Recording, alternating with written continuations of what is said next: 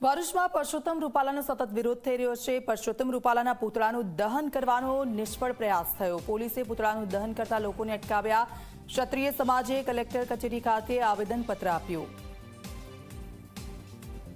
તો જે રીતનો રોષ ક્ષત્રિય સમાજમાં પરસોત્તમ રૂપાલાને લઈને છે તે દિવસે ને દિવસે વધી રહ્યો છે। ભરૂચમાં પરસોત્તમ રૂપાલાનો સતત વિરોધ થઈ રહ્યો છે અને સાથે રૂપાલાના પુતળાનું દહન કરવાનો જે પ્રયાસ કરવામાં આવ્યો હતો, પોલીસે તેમને અટકાવ્યા છે।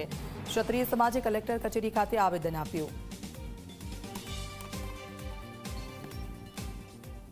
સમગ્ર દેશના લોકોની આજે લાગણી દુભાઈ રહેલી છે।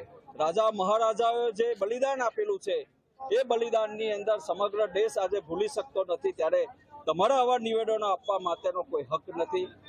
આ સમગ્ર દેશની અંદર સમાજના લોકોને અન્ય સમાજના લોકો પણ આ લાગણી એક રાખે છે કે એક સમાજના ફંક્શનમાં જવું, એક સમાજની વિરુદ્ધની વાત કરવી, ત્યારબાદ માફી માંગ્યા પછી બીજા સમાજના પ્રોગ્રામમાં જઈ અને આ પ્રોગ્રામમાં નકામો પ્રોગ્રામ હતો એવું કહીને બીજા સમાજની પણ અવગણના કરવી, ત્યારે આ રજપૂત સમાજ ક્યારેય ચલવી લેવાનો નથી।